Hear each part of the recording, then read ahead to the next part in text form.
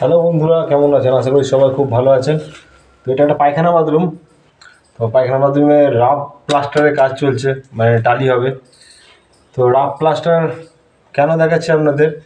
Rough plaster তো করা হয়, কিন্তু পারফেক্ট রাফ প্লাস্টার কাকে বলে, মানে কোন টাইপের রাফ প্লাস্টারটা করলে কি হবে সেই নিয়ে কথা বলবো। তো দেখুন, আমি একটা রাফ প্লাস্টার করা চালু করেছি আজকে। তা আপনাদের বলবো আর কী করলে ভুল হয়, কী করলে বেশি দিন টেকসই হবে, কী করলে কম টেকসই হবে, মানে টাইলস বসানোর, সেই নিয়ে কথা বলবো। সঙ্গে থাকবেন সবাই। তো আমার রাফ প্লাস্টারটা কমপ্লিট হয়ে গেছে, আপনাদের এবার দেখায় আর সেই নিয়ে কথা বলি। প্রথমত কীভাবে করবেন রাফ প্লাস্টারটা? বেশিরভাগ মিস্ত্রিরা কী করে, যে নর্মাল যেরকম মানে বেশিরভাগ সব ঘর তো ওলন করে করা হয় না প্লাস্টার, অনেকে ওলন করে প্লাস্টার করে। তো বেশিরভাগ করা কি ওলন না করেই প্লাস্টার করে রাফ প্লাস্টার। সেই ভুলটি করবেন না। সবসময় চেষ্টা করবেন রাফ প্লাস্টার যখন হবে যেন ওলন করে রাফ প্লাস্টারটা করা হয়, মানে ওলন মাপে পাটাগুলো, তো মানে যে পায়াটা করা হবে অবশ্যই যেন ওলন মাপে করা হয়। তাহলে কি হবে সেটা হচ্ছে, আপনি যদি ওলন ছাড়া যদি করেন তাহলে টাইলস বসানোর সময় ভেতরে সিমেন্ট দেন, আর এখন যে কেমিক্যাল বেরিয়েছে টাইলসের মধ্যে লাগানোর জন্য, সেই কেমিক্যালটা অনেক কম বেশি খাবে। কিন্তু আপনি যদি পারফেক্ট একদম ওলন করে যদি পায়া করে যদি রাফ প্লাস্টারটা করেন, তাহলে হবে কি, সমান একদম লিকুইডটা বেশি খাবে না, অল্প লিকুইডে কাজ মিটিয়ে যাবে, অল্প আঠাতে বা অল্প সিমেন্টে কাজটা মিটিয়ে যাবে। কিন্তু আপনি যদি ওলন ছাড়া করেন, কোথাও আপ ডাউন কম বেশি, কারণ টাইলস যখন বসাবে সেও ওলন করেই বসাবে, তখন কিন্তু তার কাছে অনেক কম বেশি মাল খেয়ে যাবে। পাটির অনেক মশলাটা, মানে ভেতরে যে আঠাটা, সিমেন্টের আঠা বা মানে লিকুইড যে আঠাটা হয় সেটা অনেক কিন্তু গ্রাউট যেটা বলা হয় সেটা অনেক কিন্তু বেশি খাবে। অথচ চেষ্টা করবে সবসময় অন্তত যে ওয়ালে টালি বসবে, যদি ওয়ালটা অন্তত 7 ফুট 8 ফুট, বাথরুমের বিশেষ করে যেগুলো হয়, কিন্তু রান্নাঘরের যেগুলো হয়, সেই ওয়ালে যদি টালি বসে অবশ্যই চেষ্টা করবেন সবসময় ওলন করে প্লাস্টার করার। আচ্ছা, আর এবার মেন কথা বলি, সেটা হচ্ছে প্লাস্টারটা করবেনটা কি, একদম রাফ প্লেন রাফ করে ছেড়ে দেবেন। দেখুন, মানে এটা কিন্তু আর অনেকে আবার গন্ডগোলটা করে কি, এরকমভাবে একবার রাফ করলো, রাফ করার পর আবার একবার এর মধ্যে রুষা ঘুরিয়ে দিল, এরকম করে রুষা ঘুরিয়ে দিল, রুষা মানে ছিটা ছিটা ছিটা এটা মেরে পুরো প্লেন প্লাস্টার করে দেয়। প্লেন প্লাস্টার করার পর তারপর দেখা যাচ্ছে ঝাঁটা মারে, কন্ডিং মারে, ডিজাইন কাটে, মানে রুষা একদম পরিষ্কার সাদা প্লাস্টার যেমন করা হয় তেমন করে তারপর আবার দাগ মারে। তো সেরকম করবেন না। কী হয় ব্যাপার বুঝুন ভালো করে।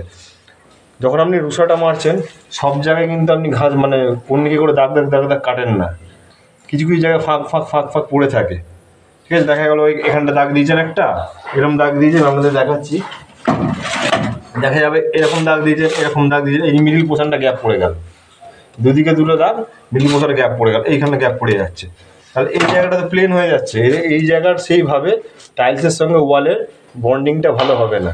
ওই জন্য চেষ্টা করবেন সবসময় প্লেন রাফ প্লাস্টার, মানে আপনি মশলা ছোপলেন, ছোপে একবার পাটা মারলেন ওলন করে, তারপরে আবার ফুটো ফাটা ভালো করে বুঝিয়ে দিয়ে আবার একবার ভালো করে পাটাটা টেনে দিলেন।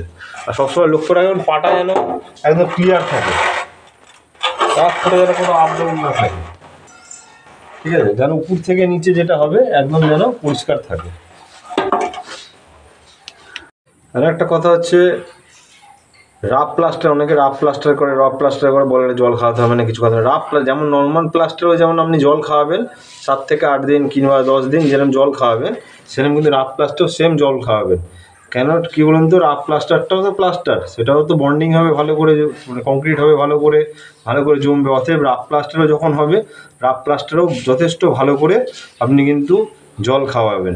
আর এই যেরকম রাফ দেখালাম এরকম রাফ প্লাস্টারই করাবেন। মিস্ত্রিকে বলবেন যে প্লেন রাফ প্লাস্টার করে রুষা বোলানোর কোনো দরকার নেই, একদম নর্মাল রাফ প্লাস্টার, মানে দুবার পাটা মেরে যেটা থাকবে ফাঁক যেন খুব বেশি গর্ত না থাকে, মানে হালকা গর্ত থাকে, তাহলেই হবে। যেন খুব বড় গর্ত যেন না থাকে, তাহলে আবার টালি বসানোর সময় অনেক অসুবিধা হবে।